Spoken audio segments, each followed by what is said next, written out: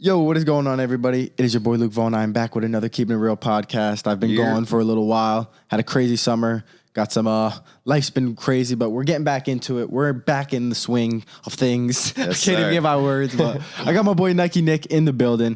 Before we get the conversation started, check out his music. Link will be in the description for his Spotify, YouTube, Instagram. Check all that stuff out. Check it out. And, yeah, that boy Nyke. What's going on, brother? Thanks for coming on, bro. Luke, my boy. What is going on? Yo, I saw this on IG. I think it was Aunt Isaac's.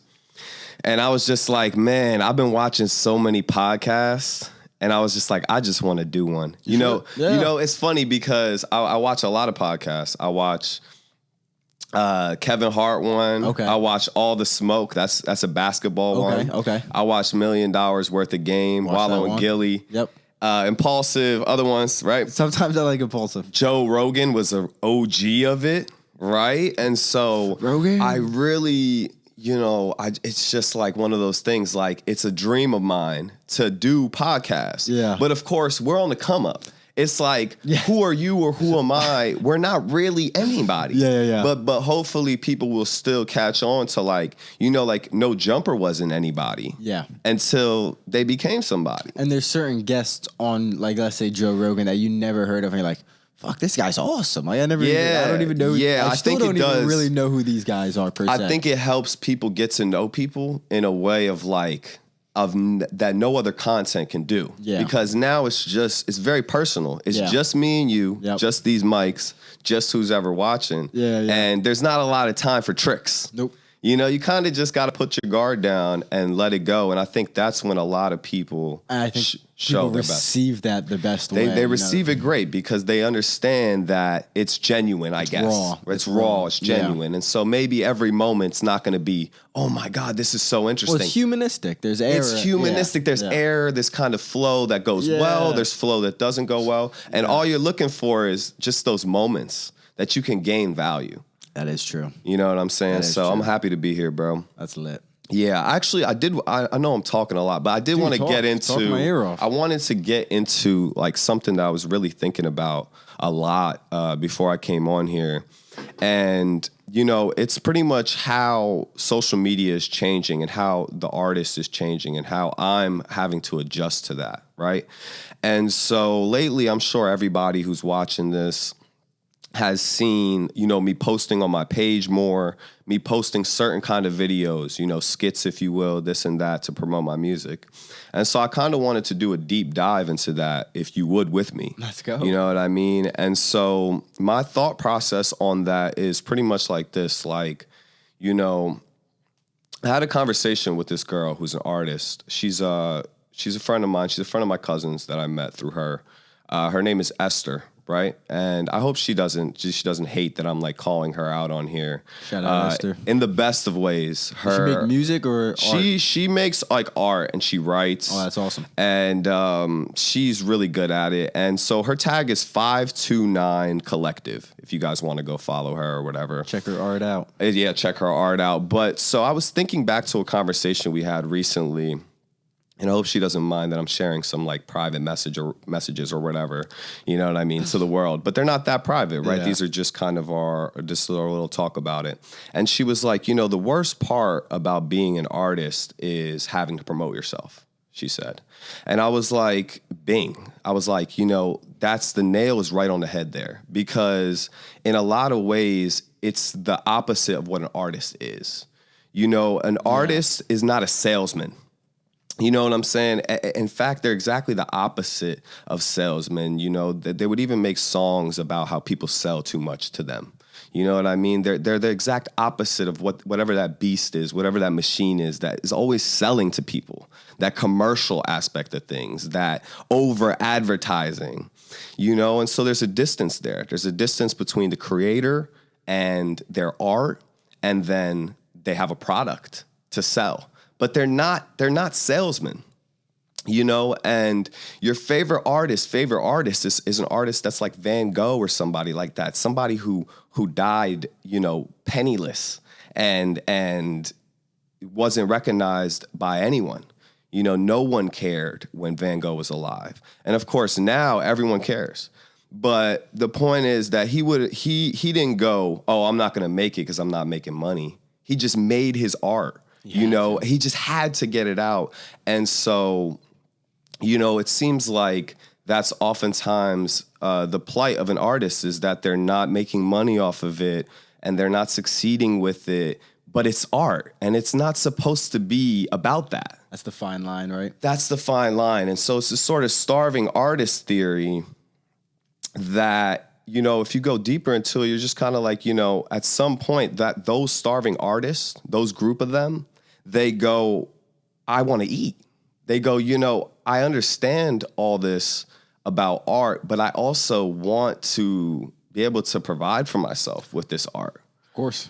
And so that's when you get to step 2 of it and you're kind of like, okay, how can I make money off of this? And there's also a fine line of like, we're in a society now where your art arguably is judged based on maybe financial success. Yes. So there is like this weight of ego probably. Yeah. And societal judgment of like, well, if I don't make any money, my art's not good. My art's not good. And of course, that's not true, right? Because, you know, the reality... Sometimes it may be true. Now, sometimes it may be true. But the reality is this, is that some art is better than others.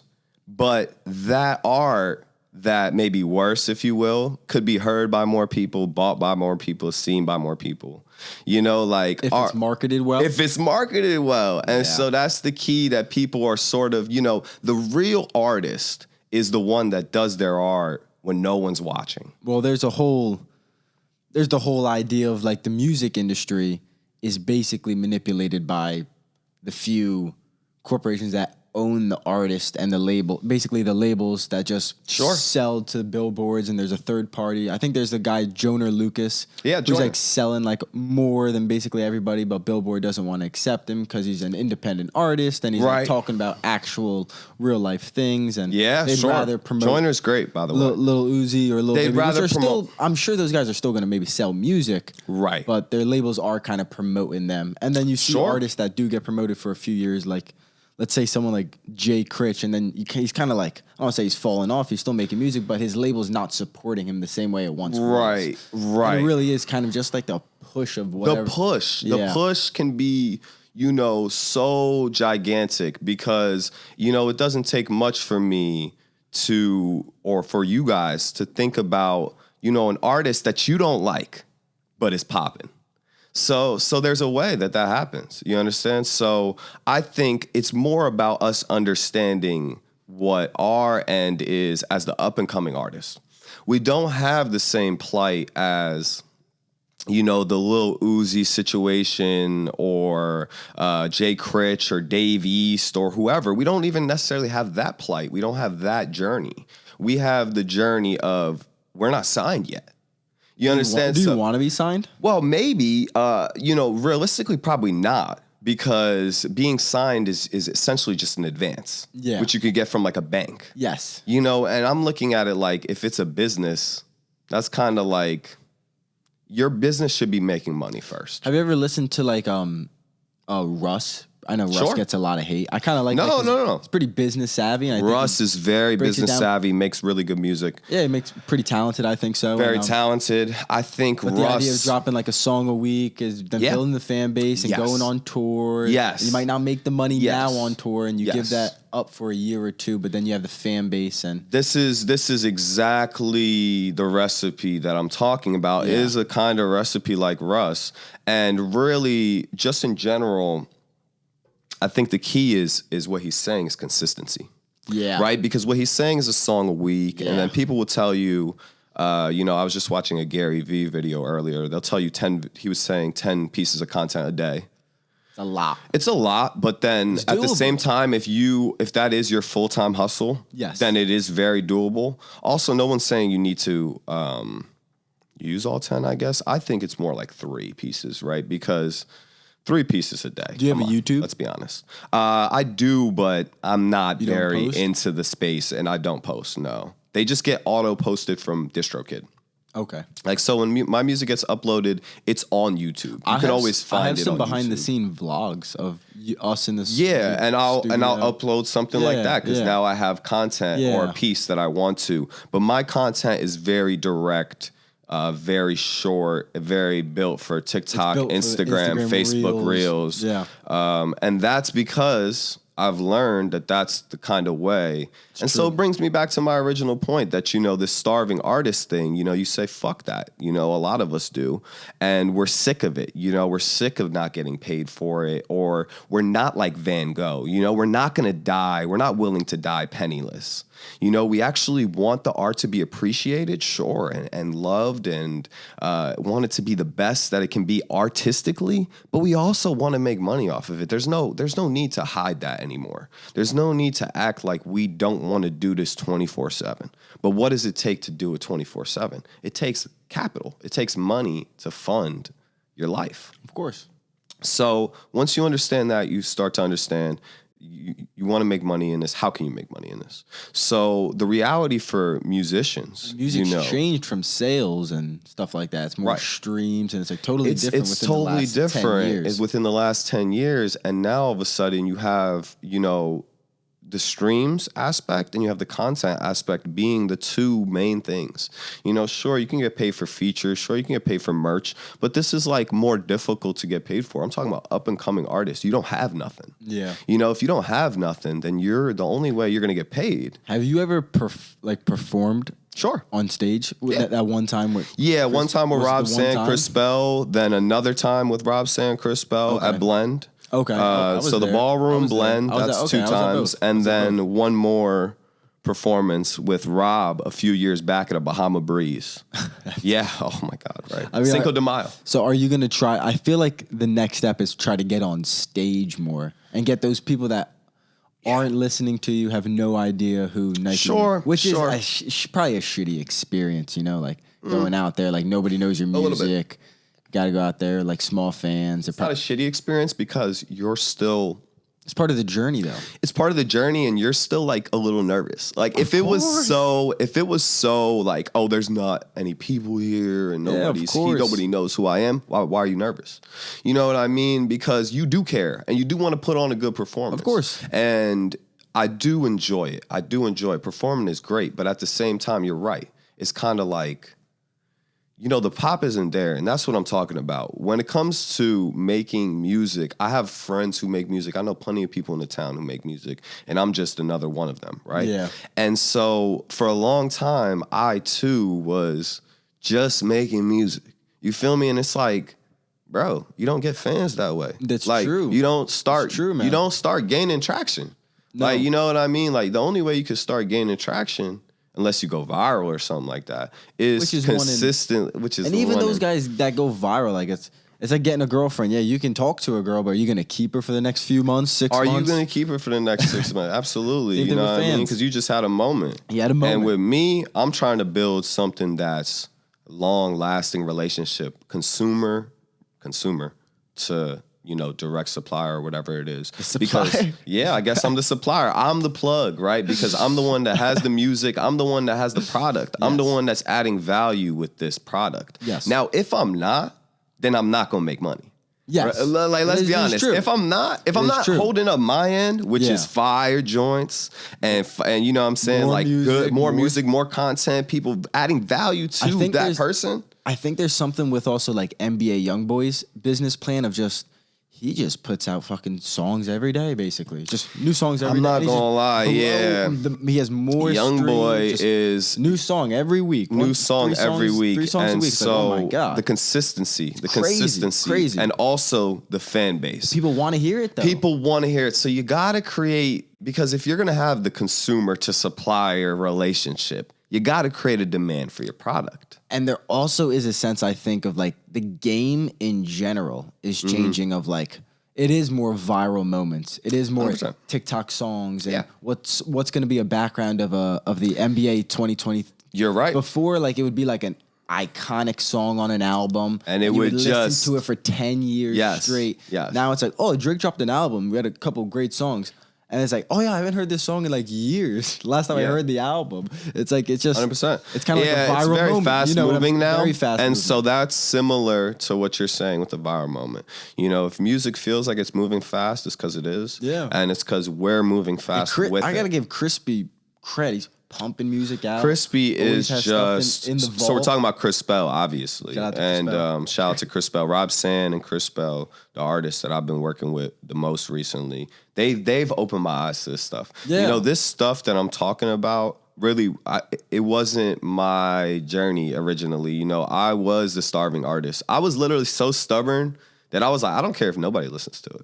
Because at the end of the day, I'm not an artist when everyone's watching. That's an entertainer. Yeah. I'm an artist when no one's watching. And it don't matter if anyone cares. But you can do both. But you can do both. And the brand needs both. And the brand needs both. You're just not going to do what you want to do with music unless you start signing up for these things you don't want to do.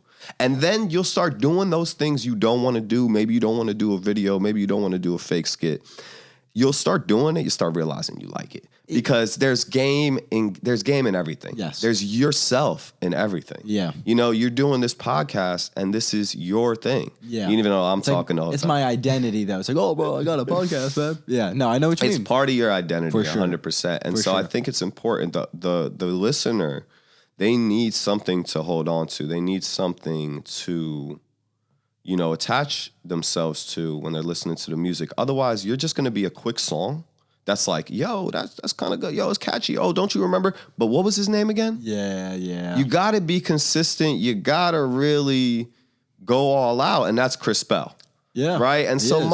I'm not going to be Chris Bell because only Chris Bell is going to be Chris Bell. And that But means it's great to surround yourself around It's that. great to And surround you yourself kind of humble against- yourself. Like, damn, humble this kid fucking works myself. hard, man. I Humble gotta- myself because I, for so long, thought that I wasn't making progress in music because the game was fucked up. Yeah. But I was the one who was fucked up in the game. Yeah. Because Chris Bell is a perfect example of somebody who don't care how the game looks. Yeah. He would have done it 20 years ago and he would have done it 20 years ahead from now. Yeah. He would have just done it because that was his destiny. Yeah. Like he makes sure of it every day that's his destiny. Yeah. He works towards that every single day. And it is like, dude, it's great to be around, honestly. It's Like, so contagious. yeah, it's contagious. Because, you know, he's undeniable. And me, I always question myself. I always look deeper into myself and say, is this good? Why Is do you this think that bad? is? I think that is a natural artist thing. Now, Chris Bell is a freak, right? But in all the best ways. But an artist naturally questions their shit. Like Yeah. if you're like try if to you're make- any type of artist, Luke, you're gonna finish this and then wonder, was that bullshit or was that gold? Oh, I know. And sometimes the ego, you just got to post it. You know, The ego, you got to post it because you might cringe looking at yourself and yeah. be like, yo, fuck, damn. I've done it before. That's why, like, back in the day, like I've had a podcast. If you look at my personal channel, Luke Vaughn, Yeah. I had like, this was my desk and I was using my GoPro and I had like the little Yeti microphone, USB plug into my thing.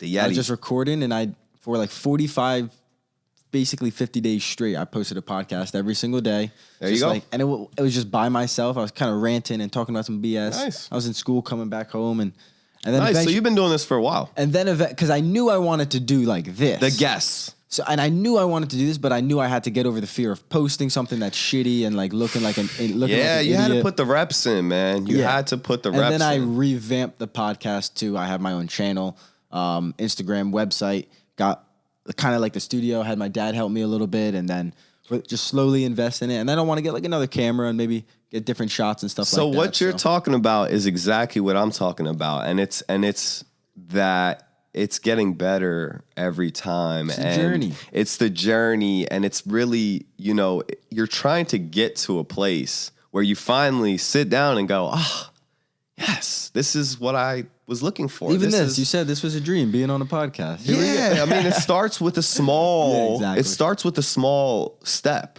towards it. But Exactly. you know, most people, we don't take the steps because we're just always thinking how far away we are from the goal. Or how hard those. Oh, how hard it's gonna get be. there, yeah. How hard it's gonna be.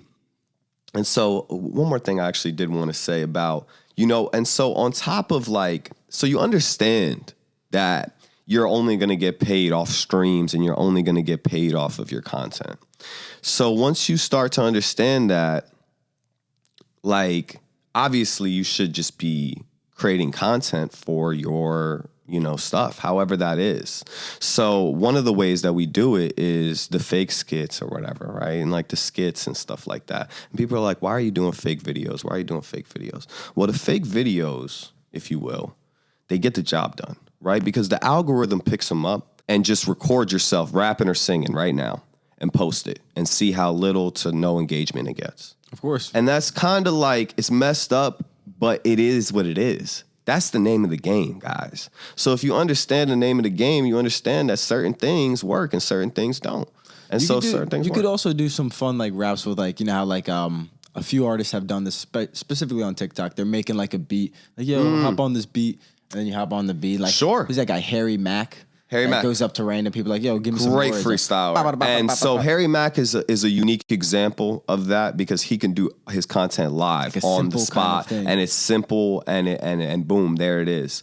But for the most part, no, I know what you mean. For the most part, and I've done the duets where somebody has a beat and they're like, use this beat. Now that video has 1 million likes and so much engagement and so many shares. But your video might not get that. And so that doesn't mean that your video wasn't good or anything like that. It's just one of those things where the algorithm doesn't necessarily shine light on those kind of videos. Yeah. They shine light on skits. Yeah. Let's be honest here. They shine light on skits and they shine light on... You got to keep people's attention. Keeping people's attention. So that means gotcha, right? Yeah. And so the skit, it gets them. And so once I get you to watch the video, eventually you're going to... inevitably listen to the song and the job is done, if you will. Yeah. And so it's all with the intention of pushing the product. So this is the businessman and the salesman part where I just didn't want to get into. I didn't want to do it for so long, and now I'm doing it. Why were you just like... I just hated everything. I hated everything about it. You think pride? I think a little bit of pride, but to be honest, bro, I didn't like any of that. I didn't like the idea of being fake with my audience. Yeah. You know what I mean? I didn't like the idea of constantly having to show my face and constantly having to create an idea or think of something. You know what I mean? I just didn't like any of it until I started to do it. And then I started to see the results from it, but I also... more so just started to enjoy the fact that people were like interacting with the video and therefore they would come to the music. I was gaining new fans all of a sudden. Awesome. I was having people who I've never met or have never seen get into my inbox and say, yo, I love this song. I wasn't having that before. And that's kind of like the reality of posting stuff on social media, i.e. now specifically what you're saying, the reels and the shorts. Yeah. And the TikToks and stuff like that, because odds are like the average person that's going to see that is not going to be your, and the way the algorithm works, it's not going to be your followers. It's going to be some random kid in Texas. Yep. And it's like, I at the end of the day, I need that random kid in Texas to like that video, try to find my content, and then that's all helping the brand. That's all helping the brand, and I got to keep doing that. And so what you said about the ego, it probably is a little bit of ego, because what you're doing is, you almost don't want your followers to see it. Yeah. You almost just want maybe those... like embarrassed, maybe your friends. A little bit in a way, right? Because you're kind of like, man, like goofy / corny / cringe. Yeah. All these things people don't want to be. They're so scared of being that they almost become those things. Because in reality, I'm not scared of looking like that, because... I am a little bit that, right? Like I am a little bit awkward, and I am a little bit, goofy, and I am a little bit of a cornball or whatever. And it doesn't matter. It doesn't matter. People like that. People like the fact that I'm funny and that I'm goofy and that I'm this and that. If you don't got no personality, good luck to you. Yeah, I mean, we're all weird in our own way. We're all weird in our own way, but people are scared to showcase whatever they're interested in on social media. Let's be honest, because most of the stuff looks like everybody else's stuff. Yeah. And so that's not really the unique expression of that person. Some people are a little scared. People are a little scared of the judgment that they'll face. Yeah.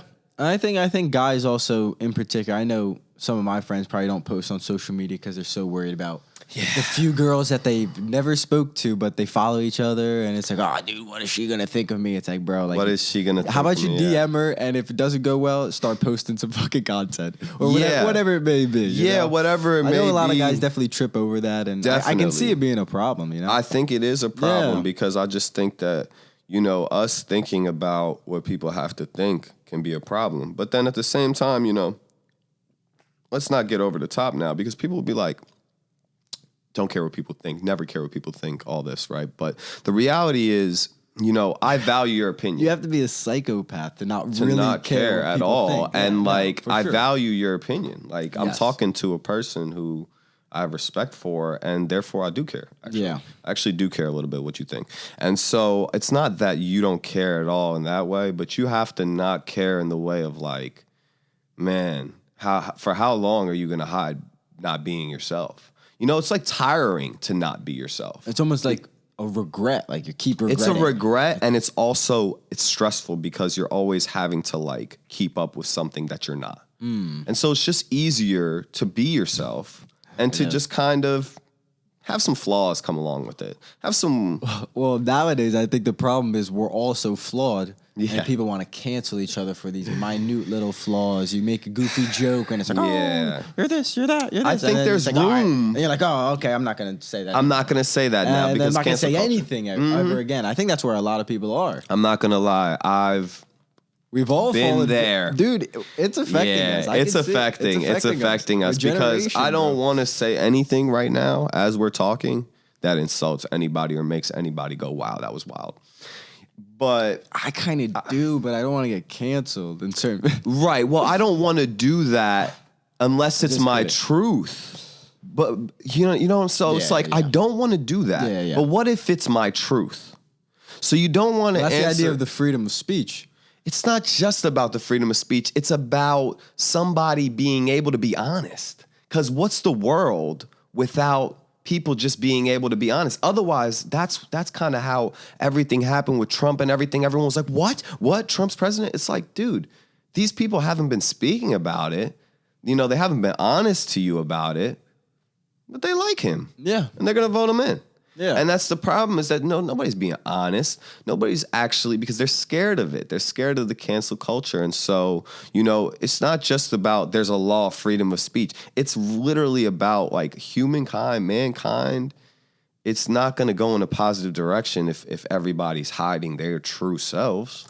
Well, it's not the law of freedom of speech. It's more like the ideal. Oh, the idea is sure. The ideal of not even speech, but the idea of like being able to stretch your thought. And speech is where you're going to be able to stretch your thought. So if you're wrong about something, you're like, oh shit, I'm wrong. But you shouldn't be persecuted. You shouldn't be persecuted. You know what I'm saying? Because right.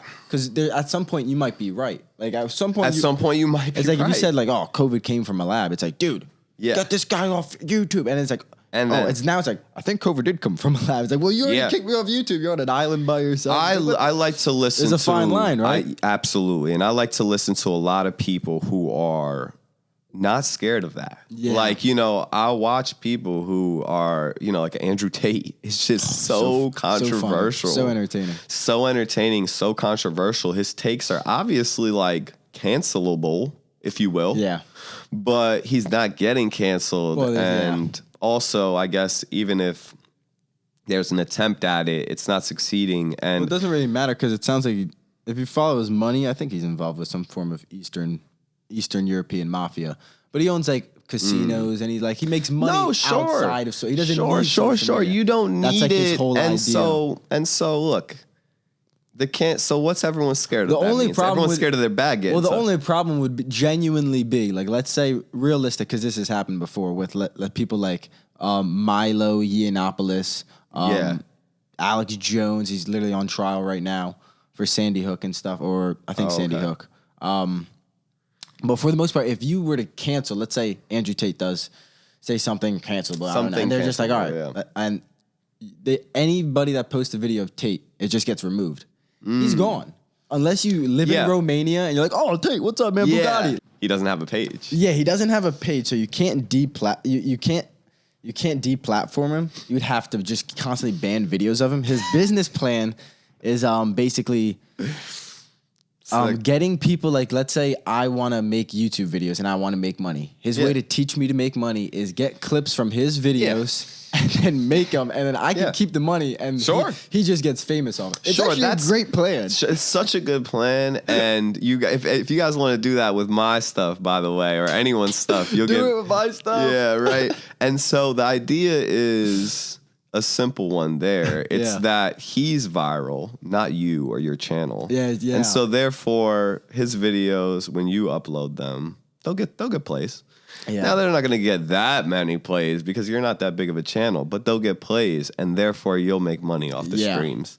And so it's kind of very simple, very sort of like ABC plan. Let's be honest. Like, I'd love to come on the pod.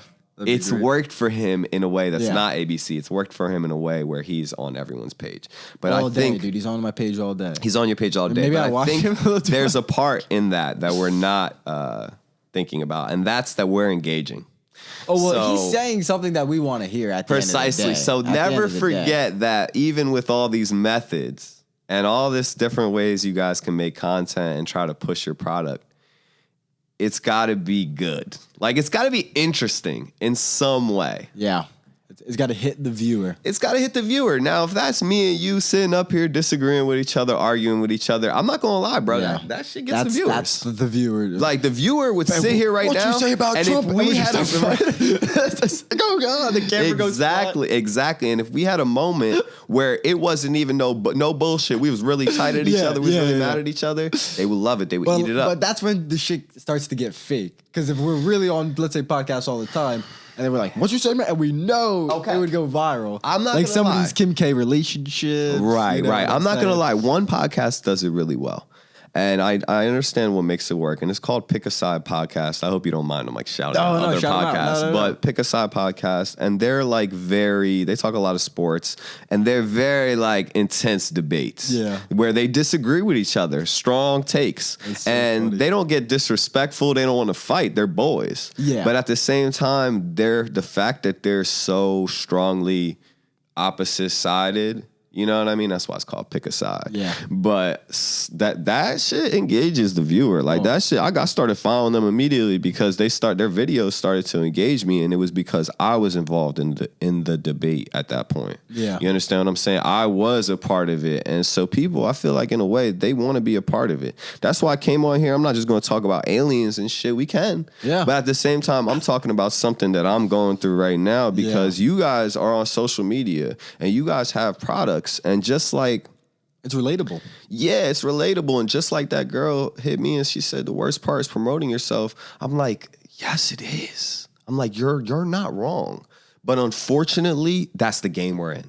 Yeah. Because she's so right. I was like that for so many years. I hate doing it, man. I hate promoting myself. I hate being like, yo, listen to this. Click this link. Do this, do that. Buy this, do that. Listen to this. Oh, can you guys listen?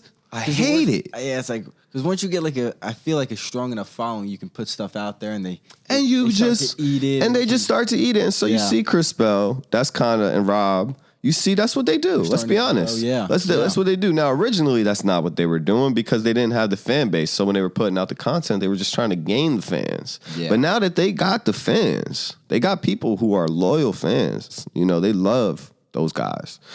They'll always get interaction off of their stuff now, and they can kind of just put out whatever. You know, nowadays they do put out a lot of stuff that's not no skit. It's just, hey, listen to my song. Yeah. Boom. They'll get traction. They'll get interaction. I'm not saying you can't do that thing where you just record yourself and you're singing or rapping. I'm just saying build your following. Because I was an artist for so long where I just didn't have any type of following. And I still am, right? I'm still not like popping, but I'm building my following. And that's what's important to me right now.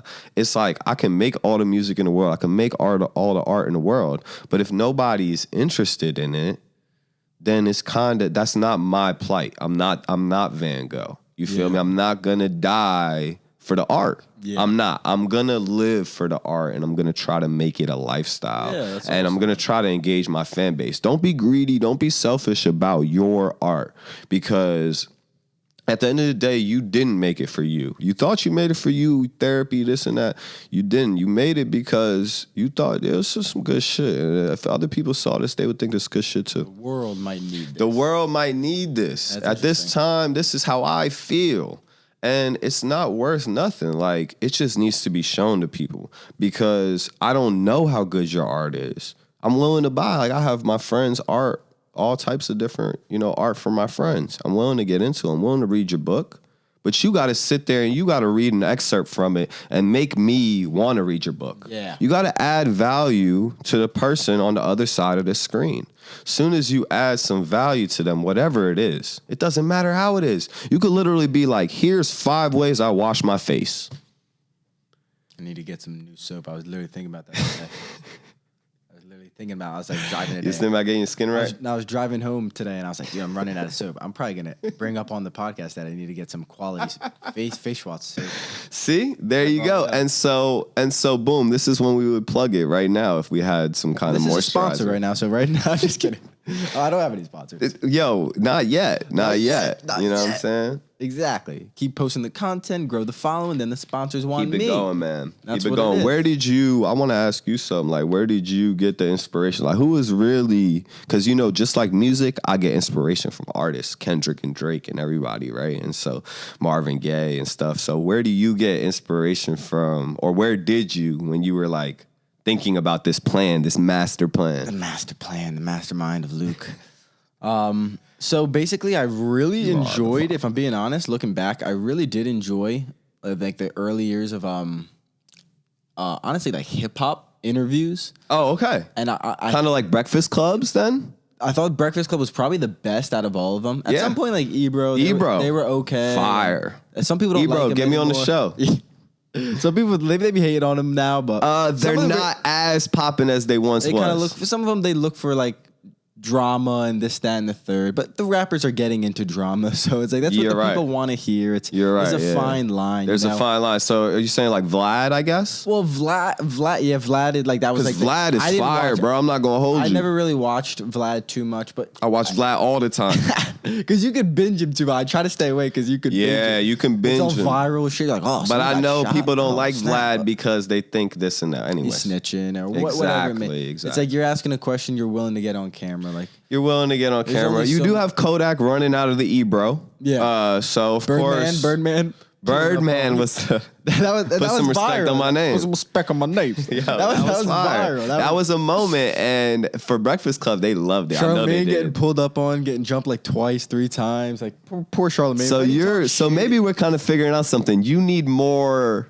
We need more shit to happen on this. Some guy just kicking the door like, oh shit. We need some wild shit. People don't like intelligent conversation as much as they like. Those are the stuff that I really did like was eventually you get to like the Breakfast Club. This was when I was like young though. Like Breakfast Club and then I start getting into me too, by the way. And you start getting like some of these like into the mind of it, like the behind the scenes. I always like the behind the scenes information stuff. It's like, oh, that's really cool. And then eventually I found Joe Rogan probably like right before my freshman year of college. He was like, solid. And I never heard of him before, honestly. And I started binging clips after clips after clips after clips, finding a few of his friends, usually comedians. Yeah. Listening to their podcast, enjoying it. Joe is an all-around guy because he was Fear Factor host, right? That's how we knew him when we were growing up. Taekwondo champion, black comedian. You understand what I'm saying? And now one of the greatest podcasters to ever live. And he has experience with radio, TV, Hollywood. TV. He does a UFC commentary, and then the psychedelics end of things is really great because these guys like the Timothy Learys and things like that. These guys, they could have been lost in existence without some of these people trying to carry over their message. Graham Hancock, I would have never found. So I also. Yeah, and Jordan Peterson, I'm not going to lie. He was actually, I just forgot his name, but that's who I was thinking of when I was thinking about controversial people. I ended up saying Andrew Tate, but I'm not going to lie. I was thinking Jordan Peterson. So Peterson just got banned from Twitter, so you're never going to see him again. So there's the deplatform you're talking about, which I was like, it's impossible, but I guess it's not. It's not. No. Well, also, I mean more impossible on Facebook and Instagram because Twitter is Twitter, and we all know Twitter will take your fucking account. Twitter's pretty bad, but even during this election, I mean, Twitter and Facebook specifically hid a New York Post article about Hunter Biden, and it was all like right wing like conspiracy during the election, right before they voted, but now like literally these past few months, it's kind of coming out that it's all entirely true, and Wow. We go into that, but So you're saying that that Facebook is more on the side of the liberal machine and pushing that agenda. yeah, Right. yeah. Okay. I would that's say all kind of social like medias and I would say all social medias and probably like larger kind of like public social institutions. So there's something called ESG score. I think it's called an ESG score. shout out ESTG fire rapper. ESTG. I know that guy. ESG score. Where's he from? Kentucky, right? I always like to know. I where guess they're he from. is. I guess he always is. like I'm to not know gonna where they're say from. because that's really my boy Micaiah's favorite rapper. Okay. But I could be wrong. because he talks about like selling fentanyl and stuff. I don't think that's my life. So I don't really listen. enough. But so an ESG score, ESG score, is basically like public companies and companies that are trying to get funding and gain capital. They get scored on how basically progressive / how liberal they are. How liberal they are. And the higher, the more chance they get funding? Yeah. Wow. Yeah. Shout out to them, yo. Even though because Disney probably has the highest, and they've kind of like their stock has gone down over the last like 15, 20 years. wow. So you're saying Disney has the highest ESG score? They probably have a very high ESG score. Okay. It's about like your carbon footprint and all that. Oh, I like, see. All this Oh, different- so it's like literal liberal things, not just the ideologies. Because you're it's talking part about of like carbon so it's like footprint. I think it's like how many like gender neutral bathrooms would the park have? Like that's Oh, they're talking about literal. Are you getting it done or not? Are have to get it done. Are you Get the progressive? job Are you done. liberal or are you not? Make a Because fucking new if bathroom you're not, for if my you're dog not and making these cat. bathrooms for my service animal. That's for a the turtle. service animals, Fucking if Christ. you're not making the new bathrooms, then you're gonna get less funding. Is what you're saying? You're gonna get a lower and things score. like that. And lower score. That's the Essentially, idea. that leads That to is the less idea. funding. And that's like the I idea didn't of know almost this. like a credit, like your social credit score. So like how Okay. you act on social media is gonna be like how the society and government and banks are gonna treat you, which is Okay. a very fine line of like pure like socialism and like communism. I'm not gonna lie, it's definitely not it does not sound American to do this. I would Does have not to say that sounds un-American. sounds very un-American to do But this. yeah. But of I don't know where we were going. course, this is all a part of this huge, back and forth between the Republicans and liberals Yeah. of the election hacking and of Russia being involved and spreading too much. A lot of that is mostly just smoke in the air for what's really going on. I'm funding sure. wars. I'm 100% sure of like that. I've really left the political It's a shame, right? chat It room makes people- oftentimes Yeah. because of that. Because Yeah. I do understand that we don't understand it, and I also understand that it's a big time money game where people oftentimes sell dreams that they're not capable of fulfilling. And that's on both ends, guys. That's on it's the like- build the wall end, and that's on the end of everybody just gets free healthcare too, and just everybody's student debt naturally- is gone. It's just naturally just like a corrupt business model. It's a corrupt business model because capitalism in itself is a little bit of this and a little bit of that. The whole government, I mean, the whole world is. The biggest argument with America is we're probably least corrupt out of the world government, and that's like there's only so much you're gonna fix that human corruption. That's like the biggest argument with like democracy and capitalism. Like, I agree. You could rip down America because we have racist past and we, you know, a big pharma supports certain political leaders, and that ends up swaying this, that. And it's like you're gonna tear it all down for a dictator, maybe? Like, I don't know if that's the answer, The problem is that exactly of what you speak of, that there is no real answer because, you either rip apart the whole system and start from the top, which therefore opens the doors to what you were just saying. A Hitler type of figure. Right. Or like you continue the way that we've been operating. And let's be honest, the way that we've been operating, it doesn't work. But it's bad. But it's not that bad. Not like that bad. like I think the important thing is free enterprise and free ability to be in the free market, right? Like a chance to compete for wages as much as anyone else.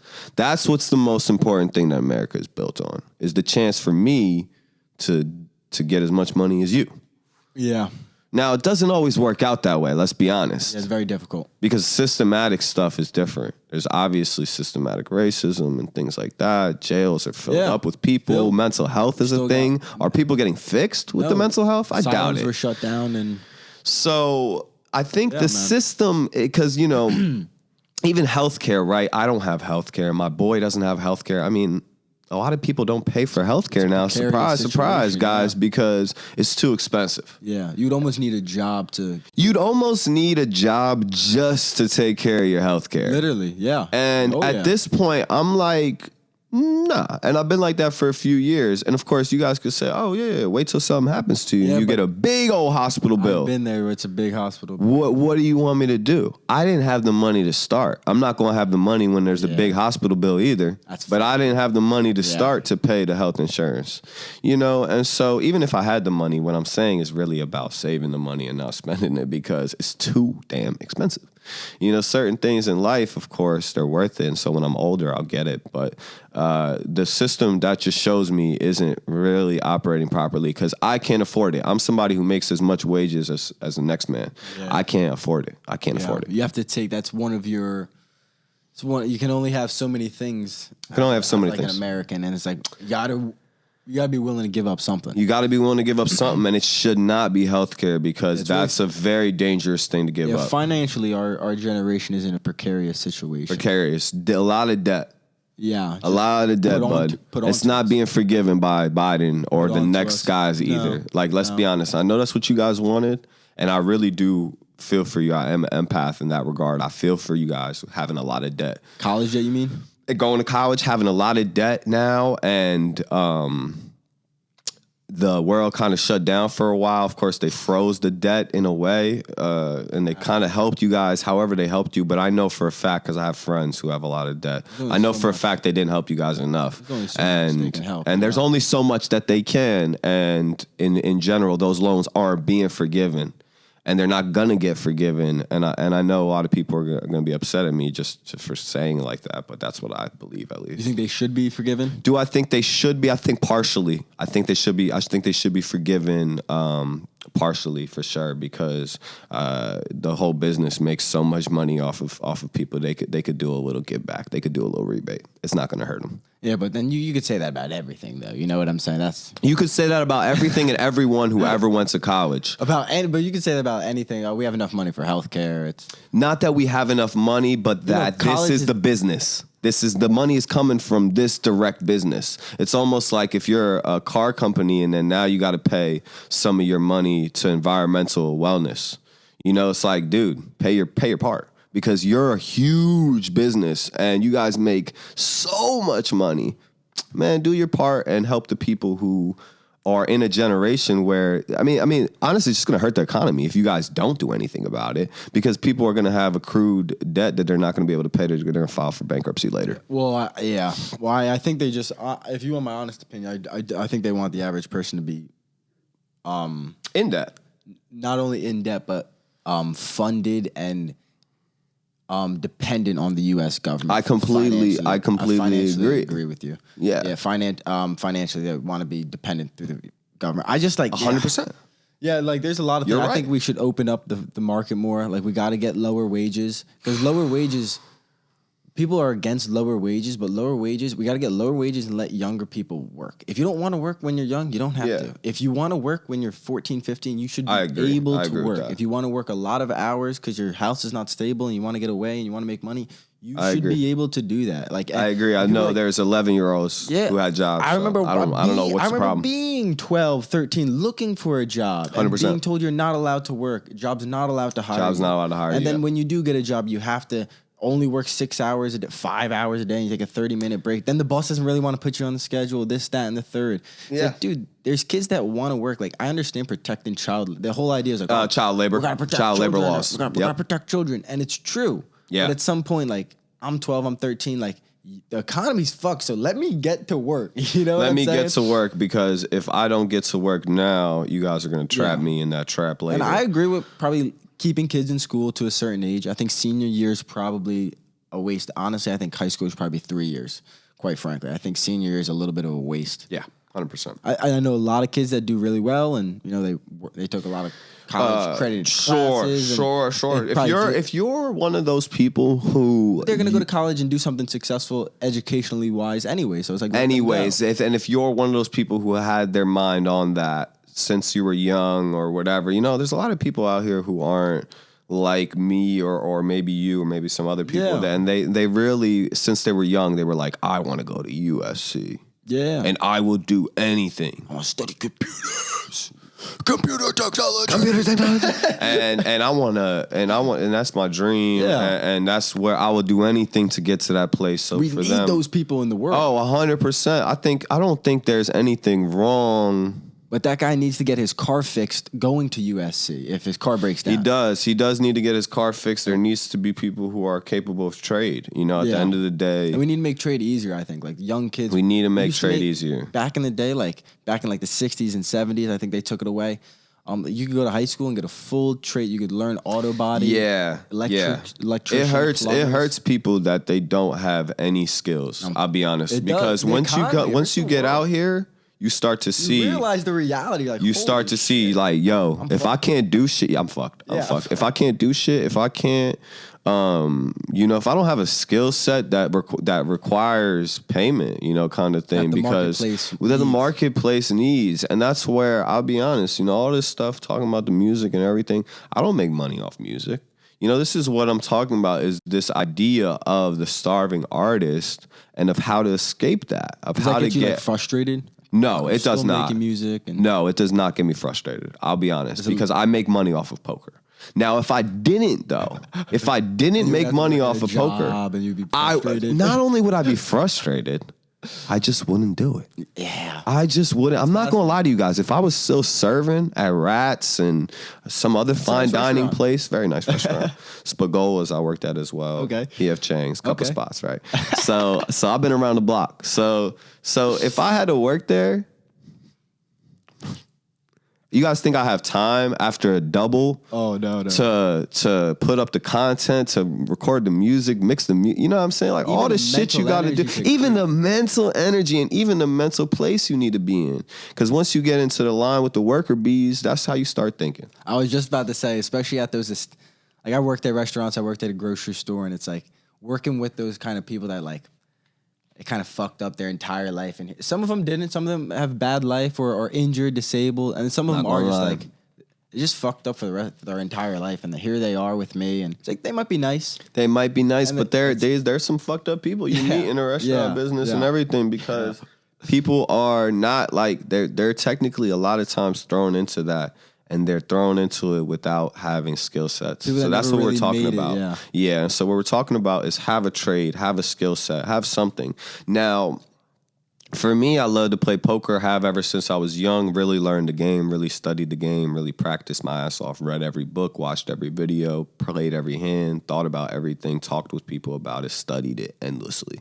That was one of my skills/trades that I knew could inevitably lead to the bag. Now, music, I just did music because people liked, hearing me freestyle, and it was cool. And I grew up off Eminem and 50 Cent, Get Rich or Die Trying, and all these Jay-Z, Reasonable Doubt. I grew up off of fire rap. Yeah. I loved rap because it was just this, bravado about it. It was this swagger about it. It was all the stuff I didn't have. When I was younger, we were immigrants, and I came into school with the big shirts. And not because big shirts were cool back in the day, but because we ain't have no money for the right size. So you just get what you get. You know what I'm saying? Take this shirt. It's a hand-me-down shirt. It was one of my old shirts, and it doesn't fit you. And so you want to be fly, but you're not fly. You want to be cool, but you're not cool. You kind of getting made fun of for this or that or whatever, right? And so rap was like letting me play out some kind of alter ego that I had. And because I was cool, because I am cool. Yeah. But for so long, I felt like I wasn't. Yeah. Because it felt like I'm broke and I don't have friends and this and that. Yeah. Rap brought that swagger out. Rap brought that passion out for art form. Rap brought that ability to say, man, fuck y'all. And fuck y'all nice shirts and cool shoes, because I have this. Yeah. I have this thing. You guys can't out-rap me, though. But you can't out rap me though. You might have better this and you might have better that. You might be cooler, but I bet you can't.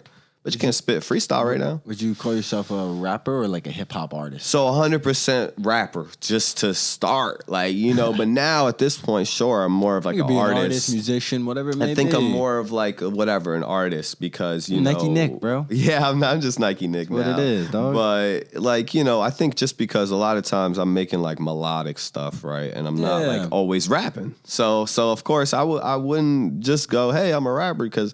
So a lot of times I'm not rapping. It's a good and sound. So I like some of those melodic Thank sounds, you. bro. Appreciate that. Not rapping, but it is because there's always like a verse in there or something that I'm giving y'all from rap. And that's because I come into the game as a rapper, you know, and I there's nothing that I want to say more, want to be more because that's who I grew up off of. And those guys were gods to me, you know, and Eminem, a 50 Cent, a Lil Wayne, a Drake, a Kendrick, a J. Cole, to this day, Kanye, to this day, gods. Yeah. So, Yeah, you know, really when phenomenal. it comes to rap, I love And it's also, it. it's such a power, like the amount of like power and influence these guys have and their They music. do get a lot out of it. You know what I'm saying? Like they have to be careful. I'm not gonna lie, I don't think I knew that. I don't think Yeah. I knew that. When I liked it, that's not what I liked about it. Like I'll be honest, when Kanye went on Joe Rogan, he seemed a little crazy, but it was also like revolutionary. It was like he had a lot of like deep thoughts. Where I was like, that's really His stream of consciousness is very, very fascinating because he is a genius. Now that comes with its pros and cons. It comes with its pros and cons because what he doesn't have that like a Jay-Z has or somebody else is like the tool of how he communicates his point and how he communicates his message. Yeah. He's not sure how to like let somebody down easy or something like that. Yeah. He's not sure how to package it in a way that everyone can accept. Well, I also think that I think that level of fame at some point is like Kind of like not even fun. It's not. It's almost like more. I don't think it's fun. It's almost like more horrible than it is fun. It does not. He almost never looks like he's having fun with his fame. A lot of those super famous guys don't look like Justin Bieber never looks like he has looks like fun with his fame. I love Justin Bieber's last two, 3 albums. There you go. I really like it. I really liked the one before the last one. Oh yeah, with the I didn't really listen to the last one, but I liked the one before the last one. With the Red album? The Red album good. was fire. That joint with Travis Scott is hard, and you know I always liked the Biebs. I always liked Biebs. Baby, baby, baby. Oh, like when that first dropped, like we was all singing on Stop Lying, bro. Yeah, like killed it, bro. That shit got like over 1 billion views, and so we rock with Biebs on this side, but we do understand that it's some kind of like you gotta have you know some real life experience to get through that kind of thing or whatever you gotta have. You gotta have that almost if gotta factor. need like a strong family, but the problem is the best artists are bred from these kind of like unorthodox type of lifestyles. Very much so. You know, very much so to the point where they don't come from your standard household, and that maybe that's exactly what you need. But you're right. You know, you got the Britney Spears. A lot of people don't make it out of that. The young artists that do seem like they have relatively fine families. It's just like they blow up so young, and it's just like they have this self of like reality that's just like not real. They have struggle, you know, living normal life. Like Rogan's like when he's talked to like Demi Lovato, like they're nice people, but it's like there's something wrong. You know what I'm saying? Yeah, like I think there's a little bit of correlation. Like I think oftentimes geniuses, like a genius, he's gonna be a weirdo. Yeah, like it's kind of like standard if that's the case for a genius to be a weirdo, but at the same time, it doesn't have to be that way. I guess because I guess you could always find normalcy or find a way to communicate your stuff. I mean, if you're really a genius. Not to keep bringing up Joe Rogan, my main man, but he has kind of like geniuses on, and like the average Joe can go on there and be like, average Joe, if you will. I can listen to this guy. This guy's a genius. He has a PhD in theoretical physics. I drive a truck. I understand this 3-hour conversation. I think you just broke it down perfect because that's what it is, right? It's not that there's a, what is it, astrophysicist? Whatever. There's multiple. Whatever ones. they are. There's many. There's many. Physicist. Oh, so that one was a theoretical. So it's not that you're watching that guy, because you probably wouldn't like search that guy or whatever on your own time. But it's that you're watching it in a way of like, like it almost seems like it's already going to be too complicated for you to understand. Yeah. But since Joe is there, you're kind of like, well, but Joe isn't that much smarter than me. Yeah. And by the way, Joe is, right? Very smart. But he's super intelligent guy. He's like down. genius. He's great at playing it down. But so with that playing it down comes that relatability and that ability to say, oh, Joe's not that much smarter than me. Now this astro or theoretical physicist is, but Joe's not. So how can Joe have a convo with him? Yeah. Let's see how this goes. So once you start to see how it goes, you start to understand, because people don't understand unless it's put in plain English. Yeah. And so sometimes maybe these guys are going off and they're saying this and that, and then Joe goes, oh, what do you mean by that? Yeah. And now you get back to this sort of the teaching that it requires to get the message through to the person. It's literally he's middlemaning the experience. Yes. Because he's having guests. So it's more about the guest. But he's middlemaning it, and he's allowing you to receive the message from maybe the smartest guy in the world to maybe just the funniest guy, or maybe some random fighter dude, some comedians. Doesn't matter. And then he also shows how smart someone that, you know, I'm surprised myself. How some of those fighters, these guys fighting. Nyke is a cage. Brilliant man. These guys are really smart. Mike Tyson's a brilliant man. A lot of these guys, they fight in a cage and like, wow, they have a real interesting perspective on life. They really do. You can only get from fighting in a cage, maybe, right? Pretty much. Maybe that's the case, right? But pretty much. It feels like that.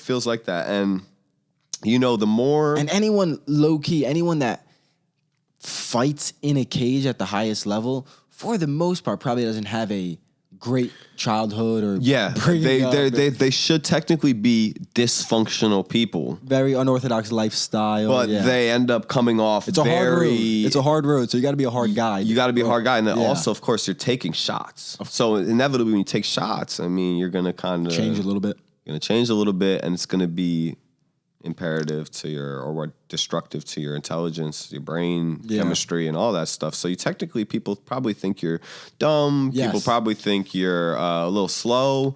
People probably think you don't have much personality, or you're aggressive when you do. Maybe mean, when you're mean. Yeah. But the reality is not that at all. The reality is they're pretty grounded guys. That they're very grounded guys. That they're not, that this isn't everyone across the board. Exactly. But that they have, like you said, very interesting life experience that only they can talk from. I learned that from even being a poker player, that there's experiences and kind of life lessons that I have and things that I've learned that only that kind of game could have taught me, and only that kind of part. And so I'm sure the same thing for fighters. The same thing for artists, the same things for basketball players, for whoever. They have a lifestyle that they're attached to, and that creates their perspective. It grounds it, because we have our jobs and we do them every day, but we also have life. So we're always kind of trying to create this like analogy between our jobs and our life. Like a work-life balance. A work-life balance, and also you hate the work-life balance, Nick? No, because I have kind of like the life you might wish you had for a week or whatever, right? Okay. Because you might be grinding a 9 to 5. You get home, you cook, you shower, you take some time to kick it, and then you're back at it again. And that's not necessarily my life. My life could be whatever that day, because I'm not tied down to a schedule. I'm not tied down to clocking in. Mm-hmm. I could choose to play poker today. I could choose not to, as long as I have some money. Yeah. Right. And so I've designed my life in a way where that's the way that it is. But it comes with its own things, right? It comes with a lot of stress. It comes with financial stress, because I'm a poker player. So sometimes I lose. Yeah. I don't always win. So when I lose, I go through really hard periods in life. Yeah. And, it's my livelihood. And so that's how it goes. And I accept that Why do I accept that? I accept that for a freer life, to be able to kind of not answer to anyone, be able to clock in and out when I please, put in more hours if I please. That's important to me too. Like, people think it's all about being lazy. It's not. It's about the fact that if you put in your 40 hours at your $10 an hour job, you're going to get 400 hours. And you're capped at 400 hours. That's before the taxes hit. So you're really going to get 300. Yeah. So you're capped at 300. And your job is capping you there. You're not capping you there. Yeah. Your job is capping you there. So I don't want to be capped. I want to be able to, if I want to work 80 hours this week because I behind on a lot of bills and I really want to attain this financial goal, I can do it. I think that's a huge part of life, is if you could find anything that's like that, where you can work around it, you know, do that shit. Do that shit for the bread every time. Because you can create your life and you can create things how you want them, and there's more growth. There's no cap. There's no cap. I can always get bigger. I can always get better. I can always work harder. I can always work less. I'm not in this box of kind of, you know, whatever. It's kind of like reliability, but constraint. Yeah. Because it's reliable. It's 300 a week and it's guaranteed. So it's very reliable, but it's very constraining. And it doesn't allow you to go past it. Stops there. The buck stops once you clock out. Yeah. And so with me, I'm always able to work. I could work all day. That's who I am. At the end of the day, I'm somebody who wants to work all day. But I want to do what I want to do for work. Yeah. I want to do what you want me to do. I don't want to do this random thing over here that I'm not interested in. I want to do what I want to do and get paid for it. That is more difficultly executed than said. Yeah. Yeah. Because that's what pursuing your passion is all about. It's really about you being able to do it your way. Do it your way. Have time. That's true. I mean, time is a bitch, bro. You know, you might lock yourself in a contract for a job that you'll never get that time back. And so, you know, you're thinking you're going to get the time when you retire. It's like, good luck. Yeah, you might not make it. You might die before you retire. Both of my grandparents did. Yeah. And it happens, guys. Yeah. It happens. So I think I saw that subconsciously and I told myself, I'm not going to do that. Yeah.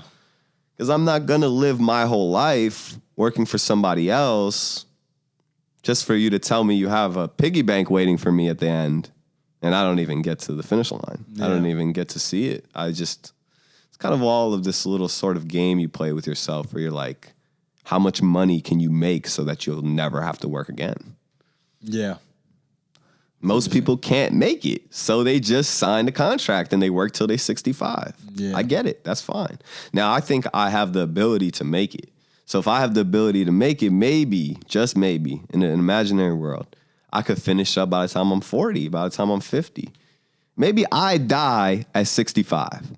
But the fact that I finished working at 45, I actually had 20 years of just... And if you have a fun life while you're working, it doesn't feel like work. Yeah, exactly.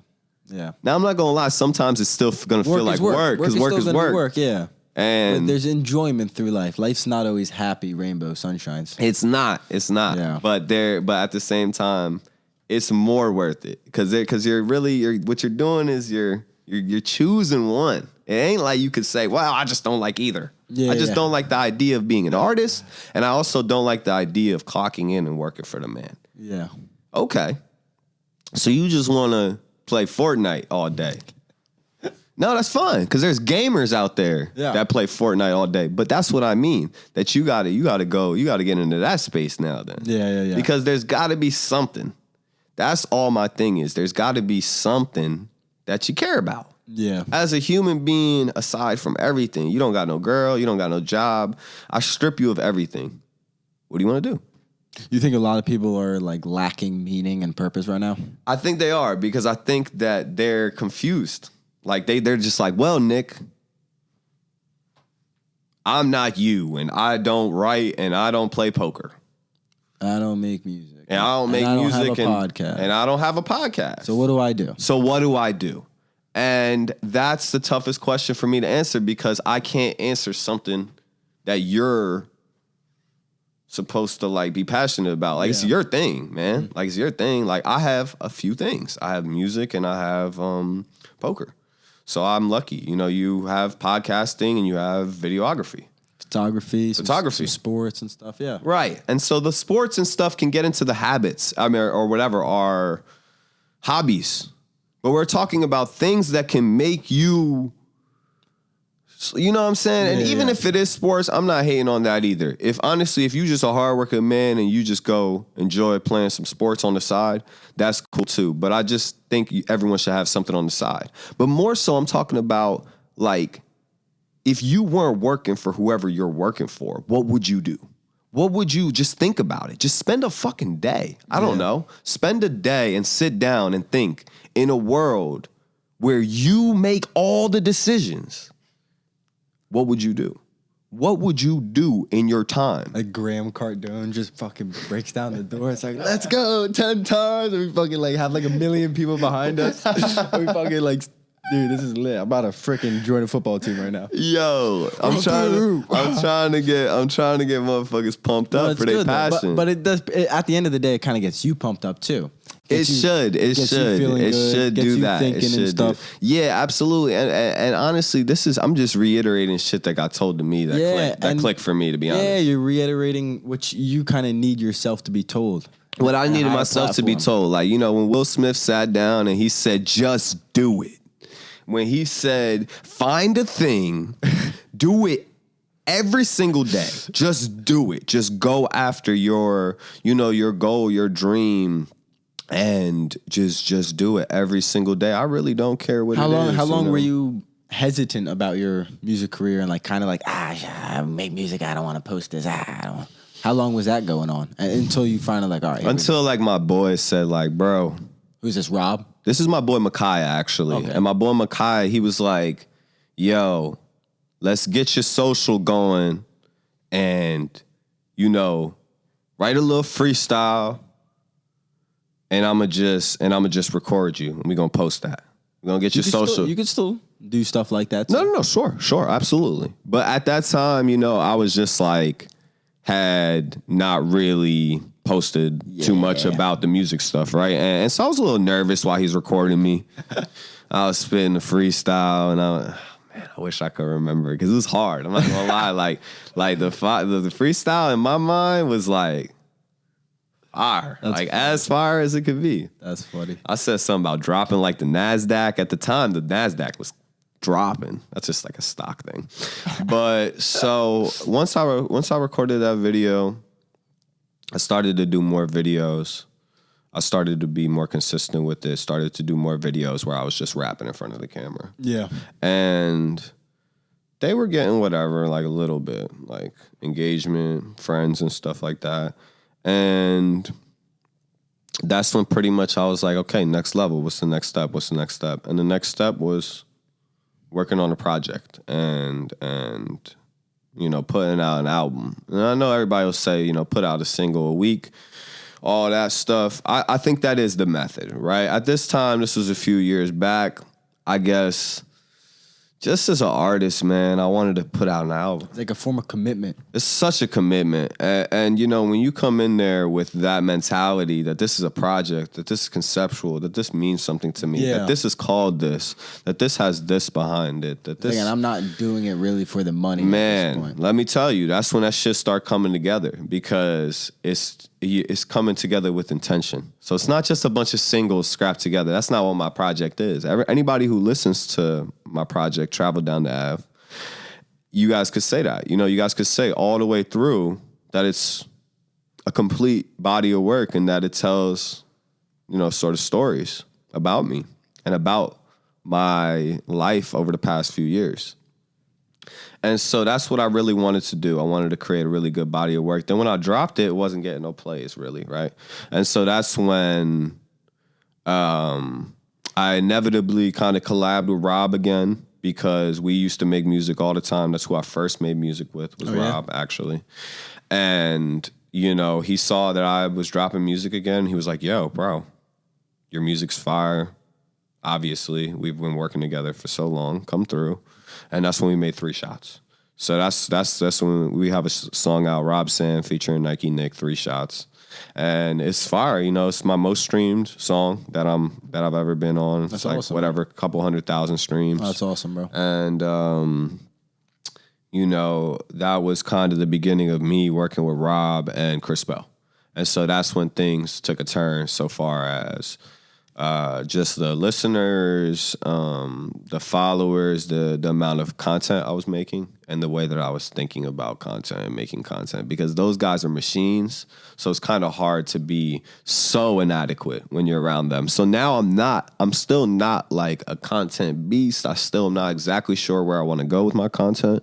But what I do know is that I'm doing more than I was, but I'm not doing as much as they are. Yeah. But they motivate me by them doing so much. It's almost like, yeah, you got to. I have to do something. Yeah. You know, I'm not going to be a bum out here doing nothing. Yeah. Yeah. You got to be honest with yourself. You're like, fuck, if I'm being a bum, I'm being a bum. If I'm being a bum, I'm being a bum. And that's where that's what I was talking about with the starving artist. So just know who you are, because sometimes it's being a bum. Sometimes it's really just being very personal about your work. And if you're cool with dying Van Gogh style, penniless, not getting plays, not getting love from people, but later you might get it because your art is that good, then that's you. But me, I made a decision. I didn't want to go out like that. I think most people don't want to go out like I think that. most people don't, but it's weird for artists. You know, I'll be honest. You know, us artists, we're weirdos. We'll literally like create something and give a fuck if you like it or not. That's a lot of times. That's a lot of times. Other times we'll make something and all we care about is what you think. Yeah. It just is That's what a it pressure is. in and of itself. And it pressure in and of itself to fulfill what you want. So once you become a real artist, you kind of stop doing that. You do it a little bit, like you do it in a way of like, oh, you guys are gonna like this. Yeah. But you don't do it in a way of catering to the audience, because catering is like, oh, this is exactly what they want to hear. And so a lot of times the truth can be stripped from it. And so I make sure that I'm just telling a true, genuine story. I think later about whether they like it and how to get them to like it. And the sounds and things, that's where ad-libs will come in, and harmonizations and things like that will come in, because I'm out here thinking, man, I had a great idea, but now I want this bitch to sound good. Yeah. So now I'm putting in this, I'm putting in that, and I'm adding the flavor to it. Okay, do you do some of the audio engineering yourself? Oh, you're good. No, you're good. I'm sorry. I have to leave in 10 minutes. Okay. So do I do the audio? Do you do any engineering and stuff? And so I mixed the whole project. Like Travel Down to Ave, you, bro. I did all the engineering on it. You got computer stuff at your... And I got computer stuff. Cool, man. That does that, you know what I'm saying? Just in Ableton, just mixing it down and figuring it out. You record at your house and stuff? I'm recording at my house. Oh, awesome, man. But, good for you, bro. You know, the stuff that I make with Rob and Chris Bell is always at their place. Yeah. And their stuff is way superior, or whatever it is, superior. I'm not gonna say way, because people be like, nah, bro, like it's superior so far as that aspect of things. Yeah. The mixing and mastering element, those guys are way above me, because they're producers that turned into artists. Yep. If you know them, as you do, then you know actually that those guys are fucking beat makers. That, believe it or not, Chris Bell and Rob Sand were not artists to begin. Yeah. I mean, they were artists because they were making beats, but they weren't like artists. Yes. And, you know, when I met Rob and I was recording with Rob, he was just engineering me, and he was just making beats for me. He wasn't rapping. You know what I'm saying? Until I was like, you should probably be rapping, bro. Because he would be freestyling a lot, and I'd be like, bro, just plug in, whatever. So we started making music and stuff like that and started finding sounds. But those guys are the producers. So they have such good quality music, you know, and that's something else entirely. You know, one of the hardest things for me to do in music was mixing my album. So it was the audio engineering part. Yeah. My hard part is not rapping. My hard part is not singing. My hard part is not you even like to write lyrics down. And I write all my lyrics. My hard part was engineering them to make them sound the way you guys want them to sound. Because now I got to sound like that in the car, got to sound like that off your phone, and there's this little hollow sound that I hear that I want to, and so all that unsatisfactory, ugly stuff that you got to deal with. That no one sees. That took a very long time, I'll be honest. And so that's what took so long on my project to make it, to be honest, because the songs, boom, boom, boom, boom. The songs awesome, get done quick. You have an album. It's a nice cover. Thank you. Right, turtleneck, right? Yeah. Yeah, I was wearing a turtleneck. I was. And it was a foggy night. Like, I know that picture looked like it was like, edited. It's a cool photo. Down, it's a cool photo, man. But like my boy, he was off of Adderall. He said it was 3:00 in the morning. Let's go and shoot. He said, "Let's go and shoot. You want an album cover, right?" And this guy, he's so hard to get pictures from. His handle is Shot by Kinfolk, and he's such a good photographer, but he's so hard to get to work. Like, he never wants to work, and so. He was excited. He was off the Adderall. He saw the fog. It's 3 a.m. He was like, let's go. Yeah. And I was just down. I threw the turtleneck together. You feel me? And we got that shot that looks like I'm like a dictator leading a Russian army. You feel me? So, which I'm not, by the way. Shout out Ukraine. Definitely not. Are you Ukrainian? No, I'm Russian. I was born in Moscow, Russia. But... shout out Ukraine. You were born in Moscow? Because fuck Russia right now. You were born in Moscow? Yes. Oh, wow. That's fucking mad interesting, bro. We could have got into that, but I know we got into a whole lot of other shit. Dude, you can come back on whenever you want. Exactly. Next month, Clearly, I have a lot to say. Yeah, no, you have a great conversation. Bro, you feel me? Dude, guys, check out Nyke Nick's Instagram, Spotify, YouTube. We'll have all the links below. Guys, comment below, smash the like button. Thank you so much for watching. Check it out on Spotify. Sir. Watch Apple my boy Music. Luke podcast. Check it out. We talked about Chris Bell, Rob. I had Chris Bell on the podcast. You can check that out. Yes, Rob, hopefully, will come on the podcast within the next few weeks, and we'll get this thing cooking, bro. Gang, gang, gang, gang. Gang, gang, gang. Peace. Ciao.